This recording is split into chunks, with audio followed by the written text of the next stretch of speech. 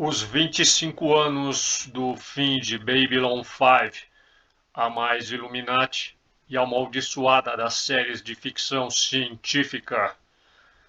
Há 25 anos, no dia 25 de novembro de 1998, era levado ao ar o episódio Dormindo na Luz, o 22º da quinta temporada e o último do seriado Babylon 5, em um total de 110 episódios.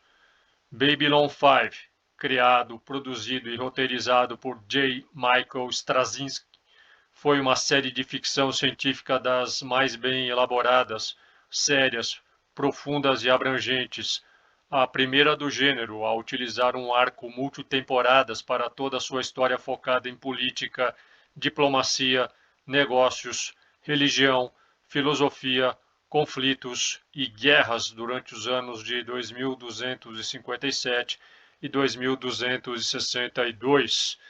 Nela vemos entre diversas espécies as raças reptilianas Drazi, Drak e Narn, esta última tendo à frente o embaixador G'Kar, interpretado por Andreas Katsulas. O futuro projetado por Babylon 5, ao contrário do de Star Trek, é de um pessimismo atroz, com todos os nossos defeitos humanos e problemas atuais ainda presentes e irresolvidos, multiplicados por 5. Babylon 5 é uma estação espacial, a quinta, já que as 3 primeiras explodiram, alvos que foram de sabotagens, e a quarta acabou desaparecendo misteriosamente sem deixar vestígios, do tipo colônia de O'Neill, com 8 quilômetros de comprimento, que gira em torno do próprio eixo para produzir gravidade artificial via força centrífuga. Sua estrutura de 2,5 milhões de toneladas inclui campos, jardins hidropônicos, um metrô que corre todo o comprimento da estação e diferentes atmosferas e níveis gravitacionais para acomodar dezenas de raças alienígenas. Também chamada de Habitat Ilha 3, a colônia de O'Neill é um tipo de habitação espacial proposto pelo físico norte-americano Gerard Kitchen O'Neill em seu livro A Alta Fronteira, Colônias Humanas no Espaço, de 1976.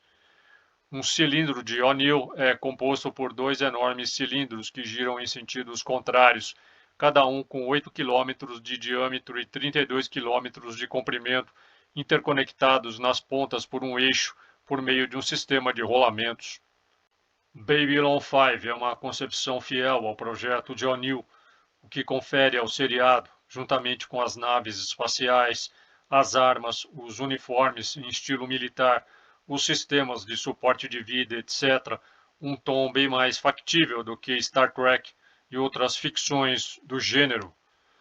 O nome Babylon 5 é uma referência tanto à Babilônia, palavra por vezes empregada como sinônimo de Babel, ou para designar cidades cujos costumes são dissolutos e corrompidos, à Torre de Babel, acepção de grande confusão e desordem, quanto ao cabalístico número 5, sagrado entre os cátaros de força invocatória das mais poderosas entre maçons, Illuminati e satanistas, ainda mais quando arranjado geometricamente na forma de um pentagrama, estrela de 5 pontas, de preferência invertido, o que faz atrair demônios em um campo preciso de energia luciferiana.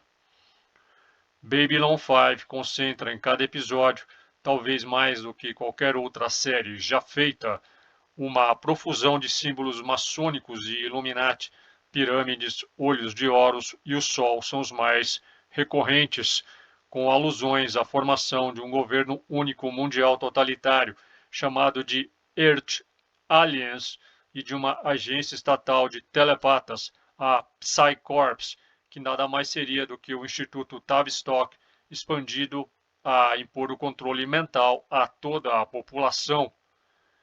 Em Zahradum, episódio 22, o último da terceira temporada, com o roteiro de Straczynski, levado ao ar em 28 de outubro de 1996, há uma fala que revela como a elite Illuminati engendra a realidade, criando e alimentando forças antagônicas que ela mesma manipula, de modo a que do choque resultante do Ordo ab Chaos faça surgir do caos a ordem satânica que ela almeja, abre aspas. Quem deseja as fronteiras controla o dinheiro, manipula todas as decisões que ocorrem transparentes à nossa volta. Os Vorlons são como seus pais, imagino. Querem que você seja certinho, limpe seu quarto, haja pelas regras. Creio que pode chamá-los de senhores da ordem. Os outros, os que vivem aqui, creem que a força só surge do conflito. Eles querem liberar nosso potencial, não engarrafá-lo. É realmente simples. Você junta dois lados, eles lutam. Muitos morrem, mas os que sobrevivem são mais fortes, inteligentes e melhores. É como derrubar um formigueiro. Cada nova geração se fortalece. O formigueiro é reconstruído, melhorado. Então é isso que os Shadows fazem. Aparecem após alguns milênios e derrubam todos os formigueiros, iniciam guerras, destroem raças inteiras. Algumas se perdem no caminho. Sim, e isto é lamentável. Não acho que isso seria fácil, mas não pode deixá-las no caminho do sonho. Olhe para a longa história da luta humana. 6.000 anos de guerras registradas, banhos de sangue, atrocidades indescritíveis. Mas veja o que surgiu de tudo aquilo. Rumamos às estrelas, dividimos o átomo, escrevemos sonetos. Não chegaríamos tão longe se não tivéssemos combatido, evoluindo em nosso caminho ao topo, metro a metro. Em O Exercício dos Poderes Vitais, episódio 16 da quarta temporada, com roteiro de Straczynski, o bilionário dono de uma megacorporação farmacêutica em Marte, William Edgar, interpretado por Efrem Zimbalist, pai da atriz Stephanie Zimbalist, revela como os Illuminati agem nos bastidores da política e das finanças. Abre aspas. Você está pensando pelos modos antigos, na força das armas, mas os tempos mudaram. Nós falamos numa guerra de informação, uma guerra de segredos, uma guerra de intimidação. Eles não precisam estar em todos os lugares para fazer o povo acreditar. Eles precisam estar atrás da próxima porta. Você quer seus segredos expostos, seus pensamentos mais íntimos transmitidos para que todos ouçam? Você ainda está trabalhando com a ideia de que pessoas tomam o poder. Ninguém toma o poder. Eles ganham o poder do resto de nós, porque nós somos estúpidos ou medrosos, ou ambos. As megacorporações têm feito coisas por trás dos bastidores há anos. Nós apenas não nos mostramos muito. O povo não compreenderia. Assim, nós os deixamos pensar que ainda tem voz. Fecha aspas. Seria coincidência que a série com a maior concentração de elementos maçônicos, Illuminati, satânicos já vistos, tanto em termos explícitos como subliminares, também seja de longe a mais amaldiçoada, com o maior índice de mortes precoces de atores, se não vejamos. Michael O'Hare, o ator principal que encarnava o comandante Jeffrey Sinclair, de formação católica jesuítica e que lutou como um líder de esquadrão na Batalha da Linha, a última grande batalha da Guerra Terra-Minbari, encerrada 10 anos antes da inauguração da estação Babylon 5 em 2257, começou a sofrer alucinações e paranoia durante as gravações, sendo diagnosticado como portador de doença mental. Sem condições de acompanhar o ritmo dos sets, e ainda que Straczynski estivesse disposto a atrasar as gravações da segunda temporada em vários meses até que se recuperasse, O'Hare decidiu sair da série logo ao final da primeira temporada para não prejudicar a carreira dos colegas. Em seu lugar entrou o ator Bruce Boxleitner no papel do capitão John Sheridan, que passa a comandar a estação a partir de janeiro de 2259, enquanto Sinclair é transferido para o cargo de embaixador da Aliança no planeta Minbar. Straczynski só revelou a verdade sobre a saída de O'Hare 8 meses depois da morte do ator, ocorrida em 28 de setembro de 2012, aos 60 anos, por complicações em decorrência de um infarto sofrido 5 dias antes. Outros atores da série vieram a ter uma morte precoce. Foram eles: Richard Bigg, médico Dr. Stephen Franklin, em 22 de maio de 2004, aos 44 anos, devido a um rompimento da aorta. Paul Winfield, General Richard Franklin, pai do Dr. Stephen Franklin, em 7 de março de 2004, aos 64 anos de ataque cardíaco. Tim Shaw, alienígena Zatras, em 24 de setembro de 2004, aos 49 anos, de acidente de motocicleta. Andreas Katsoulas, embaixador JICAR, em 13 de fevereiro de 2006, aos 59 anos, de câncer no pulmão, diagnosticado em 2005. Johnny Seca, médico Dr. Benjamin Kyle, no episódio piloto A Coleta, em 14 de setembro de 2006, aos 72 anos, de câncer no pulmão. Jeff Conaway, chefe de segurança Zach Allen, em 27 de maio de 2011, aos 60 anos, de uma overdose de analgésicos. Robin David Seck, Narn Natok, entre outros alienígenas, em 1º de fevereiro de 2013, aos 61 anos, de ataque cardíaco. Você pode ler esta matéria completa em meu Patreon.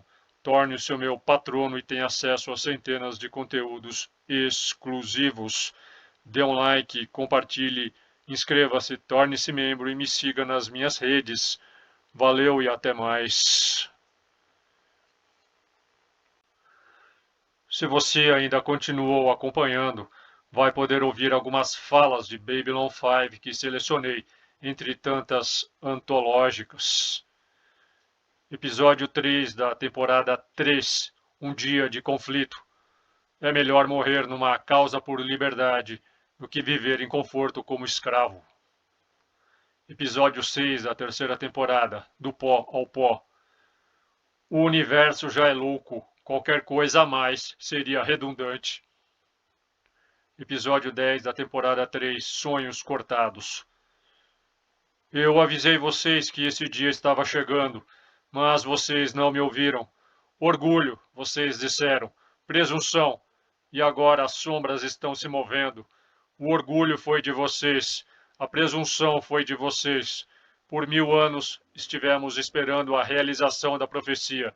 E quando ela se realiza, vocês a ignoram, a rejeitam, porque vocês não acreditam mais em vocês mesmos. Nós estamos entre a vela e a estrela, entre a escuridão e a luz. Vocês dizem as palavras, mas seus corações estão vazios. Seus olhos estão fechados para a verdade. Não se importam com nada além de seus míseros interesses. Os problemas dos outros não são de nosso interesse. Eu não os culpo por ficarem em silêncio na sua vergonha. Vocês, que sabiam o que viria, mas se recusaram a tomar partido nessa guerra. Episódio 16 da terceira temporada, Guerra Sem Fim, parte 1. Zatras é usado como besta de carga para o que as pessoas precisam. Vida muito triste. Provavelmente terei uma morte triste, mas pelo menos terá simetria. Episódio 17 da terceira temporada, Guerra Sem Fim, parte 2. Entilsa sempre disse que metade de uma verdade era pior que uma mentira. Tudo o que os mimbares acreditam giram sobre o três. 3 castas, trabalhador, guerreiro, religioso. 3 línguas, luz, escuridão e cinza. Os 9 do Conselho Cinza. 3 vezes 3. Tudo é 3. Como vocês são 3. Como você é 1. Você é o escolhido. Você é o escolhido que foi. Você é o escolhido que é. Você é o escolhido que será. Você é o início da história, e o meio da história, e o fim da história, que criaram a próxima grande história. Nos seus corações, sabem que Zatras diz a verdade. Vão agora. O lugar de Zatras é com o escolhido que foi. Nós temos um destino. Episódio 20 da terceira temporada. E a rocha gritou, sem esconderijo. As pernas ficam engraçadas quando você fica velho. Você senta, elas querem levantar. Você levanta, elas querem deitar. Você deita, elas querem andar. Mas quem é o inimigo? São os alienígenas? Bem, somos todos alienígenas uns para os outros. É aquele que tem crenças diferentes das nossas? Não, oh não, meus amigos. O inimigo é o medo. O inimigo é a ignorância. O inimigo é quem diz que você deve odiar aquele que é diferente. Porque no fim, esse ódio irá virar contra você. E o mesmo ódio destruirá você. Episódio 1 da quarta temporada. A Hora do Lobo. Você ouviu falar da Hora do Lobo? É o período entre as 13 e 4 da madrugada, em que não pode dormir, e tudo o que vê são as dificuldades e os problemas, e os rumos que sua vida deveria tomar, mas não tomou. E tudo o que você escuta é o som de seu coração. Episódio 2 da quarta temporada. O que aconteceu com o Sr. Garibaldi? As palavras têm significado e nomes têm poder. O universo começou com uma palavra, sabia? Mas qual foi o primeiro? A primeira palavra, ou o pensamento atrás dela? Não se pode criar a linguagem sem o pensamento, e não se pode conceber um pensamento sem a linguagem. Então, qual criou ao outro e, em consequência, criou o universo? Episódio 19 da quarta temporada. Entre a escuridão e a luz. Eu não assisto televisão, é uma lixeira cultural, cheia de metáforas impróprias de um retrato irreal da vida, criada pela elite liberal da mídia. Eu concordo, doutor? Absolutamente. Bom, estamos todos de acordo. Episódio 19 da quinta temporada, A Roda de Fogo. Outro dia estava pensando sobre o que você disse sobre Deus umas semanas atrás, e me lembrei que um velho humano disse: Deus pode fazer uma rocha tão grande que mesmo ele não pode levantá-la? Eu acredito que essa é a pergunta errada. A pergunta certa seria: Deus pode criar um quebra-cabeça tão difícil, uma charada tão complexa, que mesmo ele não possa resolvê-la? O que isso nos afeta? Talvez um problema como este seja a maneira de Deus nos dar um pouco do que nós damos a ele. Episódio 21 da quinta temporada. Objetos em repouso. De tempos em tempos você cometerá erros. Serão inevitáveis. Às vezes os erros serão enormes. O que importa é que você aprenda com eles. Não há nada errado em cair, sempre que termine 5 centímetros mais alto quando se levantar do chão. Às vezes você pode acabar muito longe de casa e não se sentirá seguro de onde pertences, mas seu lar sempre estará aí, porque lar não é um lugar, é onde quer que tua paixão te leve. E ao continuar teu caminho, você perderá alguns amigos e ganhará novos. O processo é doloroso, mas é muitas vezes necessário. Eles mudarão e você mudará, porque a vida é mudança. De tempos em tempos, eles encontrarão seus próprios caminhos. E talvez esses caminhos não sejam o teu. Aprecie-os como são e lembre-se deles pelo que eles foram. Não há muito o que dizer, exceto que eu acredito. Eu realmente acredito que cedo ou tarde, não importa o que aconteça, as coisas se ajeitam. Teremos momentos difíceis. Nós sofreremos. Nós perdemos gente amada. O caminho nunca é fácil. Nunca se imaginou que fosse fácil. Mas no final de contas, se você permanece fiel ao que você acredita, as coisas se acertarão. Sempre deve estar disposto a lutar pelo que você acredita. Não importa se 1000 pessoas concordem com você ou uma pessoa concorda com você. Não importa se você estiver completamente sozinho. Lute pelo que você acredita, que me traz ao primeiro conselho que meu pai me deu. E agora eu estou dando a você. Nunca, nunca comece uma briga, mas sempre termine.